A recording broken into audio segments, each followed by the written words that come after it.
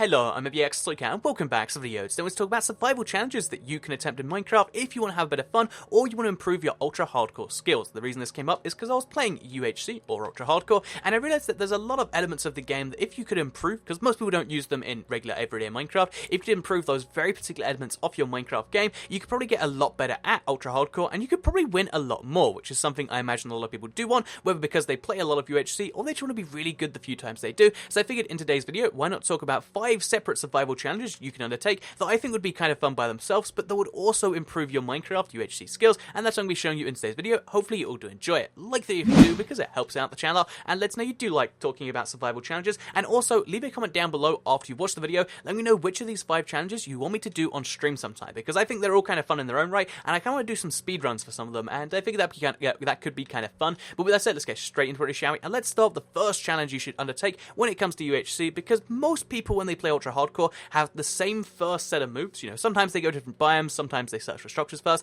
but the first thing you always have to do after doing all of that is go and get yourself some iron. So the first challenge here is a speed run to get a full set of iron armor plus an iron pickaxe and an iron sword. So basically it's a race to 29 iron, which is a really bizarre thing when you say it like that. But yeah, the idea is you have to get your wood first, you have to get your stone, you have to then get 29 blocks of iron, smelt them up, and as soon as you've got yourself the full set of iron armor, the iron sword and the iron pickaxe, you're done. So this might seem like it's a really, you know, kind of simple challenge on the surface, like, oh, 29 iron, that doesn't take too long, but most people take like, you know, half an hour, 40 minutes, an hour to get like that much iron, and you know, even on my best times I probably take like 20-25 minutes, which is probably way longer than you actually need, because if you're really good at, you know, looking for caves and knowing where the surface caves are, so you don't need to use coal for torches, then what you can do is you can go into these places, you can get your coal really quickly, so, you know, your iron really quickly, I should say, and that means you can get to 29 probably in like 10-15 minutes if you know what you're doing, and probably even faster than that if you get lucky. So yeah, the first challenge here is a race to 29 iron, because it involves, you know, like learning to know where iron is a bit better, which is obviously valuable by itself, and also learning when not to commit too hard to a cave, because if you see a cave that just winds down forever and ever and ever, the amount of torches you waste might not make it worth your time, even if there is some iron down there, which is confusing to think about, but it is something that can be true. So yeah, that's the first challenge, the Iron Race Challenge, or just call it Iron Man, because I don't know, that's a cool name, right? But the second challenge here is not quite Iron Man, because it is a challenge of not using food. So I actually have myself one golden carrot here in case I get too hungry. But yeah, the second challenge, sorry, is actually to try and not use food for as long as you humanly can, or use as few bits as possible. You know, make it like survive for 2 hours using just like 6 carrots, or whatever the ridiculous challenge has to be. And I think this is a really cool one because it teaches you not to expend your food more than you actually need to. Because when most people play survival Minecraft, you're sprint jumping everywhere, because what do you care? You've got so much food, you've killed yourself, you know, 5,000 cows, and that's not a problem. But you know, in UHC, every single, you know, second you spend looking for food is a second you're not spending getting something valuable, you know, which could help you beat your opponent, like diamonds or, you know, like other enchanted stuff. You can find, you know, or potions, whatever it might end up being. There's all this cool stuff that you could end up getting if you don't waste your food. So if you just, you know, if you go 20% slower, it's only 20% slower to walk, and it uses 10 times less hunger,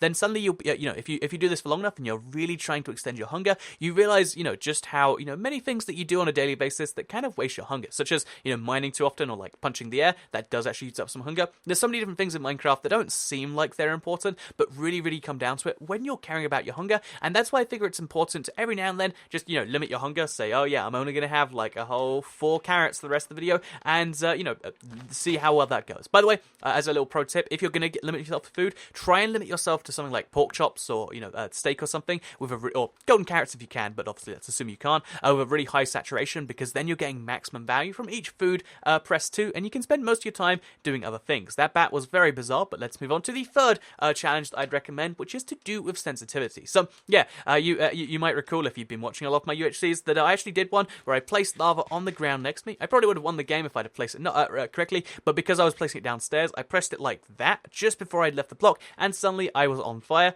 Pro tip, being on fire is bad in Minecraft. This is something a lot of people don't realize. But yeah, you don't want to be on fire, so basically what you want to do to avoid that is you want to get better with your sensitivity. So the easiest way to learn sensitivity, in my opinion, is to max yours all the way out. So I play at 150, max it all the way to 200, regardless of what you play on, and then see just how... It's not actually that much trickier for me, but for most people, it's a doubling in sensitivity, which means that everything just goes like, whoa, what's going on here? And if you can learn to play like this, then you really learn the precision a lot better. So if I'm like, okay, I need to focus on on that, the top of that tree over there, for instance, on my right, then it's just like, okay, let's try and get there. And suddenly you realize there is a fastest path, just like, not like that. Let's do it properly. Okay. But yeah, you can see how, like, if you learn to do movements like that really, really quickly, you can learn through them really slowly, a lot more effectively. And it means that you don't have necessarily quite so delayed times. And maybe there's even a chance you like 200% sensitivity. Like, I could see myself really loving how fast we can spin here. But, regardless of how it ends up going, you're probably going to learn to use your sensitivity better. Or maybe you like using the better sensitivity. And the cool thing about high sensitivities is, again, in Minecraft, it's not such a big deal because,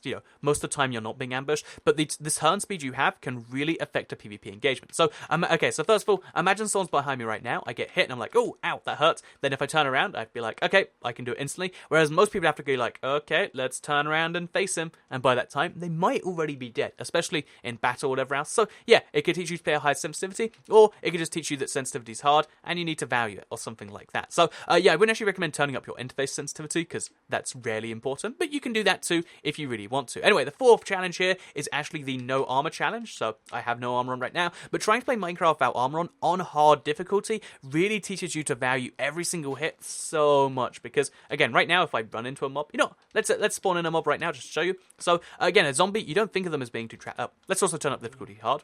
You don't think of zombies as being such a challenging mob, like, oh yeah, if they hit me, so what's the problem? But the fact that they can actually do 2 hearts of damage to you, if you're playing UHC, that is so deadly. I thought it'd be a bit more than 2 hearts of heart, but yeah, okay, and yeah, it teaches you just kind of value and speaks fearful, I guess, of these mobs so much more than you perhaps probably are, and especially when you account, the skeletons and stuff like that, you can get some really dangerous mobs, and if you combine this with the no food challenge, it gets even better and even more challenging. So yeah, having no armor on really teaches you the value of what your armor does for you, and therefore makes you even more cautious. But I think the last challenge here does an even better job at that, because it is the no killing challenge. So yeah, this challenge is designed to really teach you that when you see a mob, you should run away from it in UHC, because most people, they see a skeleton and they want to attack it. And again, in regular survival, you can attack it and you can regenerate the health in like 3-4 seconds. However, in ultra hardcore, only one more carrot by the way, in ultra hardcore Minecraft, what actually happens is, if the skeleton attacks you, he does 3 hearts of damage. Those 3 hearts are gone permanently, and that is just a risk you cannot take. So yeah, if you play without killing mobs, then you start to realize that every mob is a challenge, which is useful for like, oh yeah, where's a skeleton now? We can't see any today.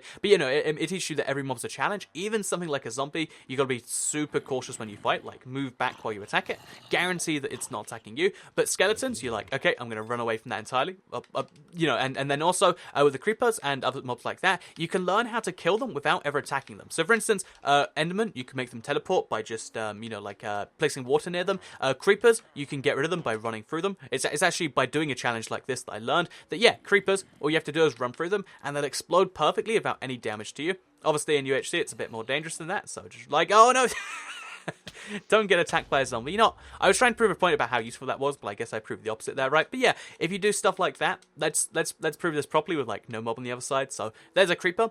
As he runs towards me, I run past him, and he's going to explode perfectly without any damage to me. That's a really cool little tip that you can only really learn if you're trying to avoid any confrontation or any attacking mobs. And yeah, every time I do it, I learn a little bit more that I think makes me a little bit better at survival Minecraft. And maybe if all of you attempt this challenge, you'll be a little bit better too. But yeah, that's the end of today's video. I hope you did all enjoy it. I think one of these challenges should help you in some way. Whichever one you do, I'd love to hear about it in the comments down below, as well as let me know which one you want me to try. Like, maybe I should try for a speedrun on the iron thing. Like, oh yeah, let's try and make iron armor in like under 15 minutes or something. That could be kind of fun. Or, maybe you want to see just all those challenges combined, or whatever it might end up being. Let me know with the comments down below. But for now, I hope you did all enjoy this video. Like if you liked it, share if you really liked it, and I'll see you all in the next video. So have a nice day.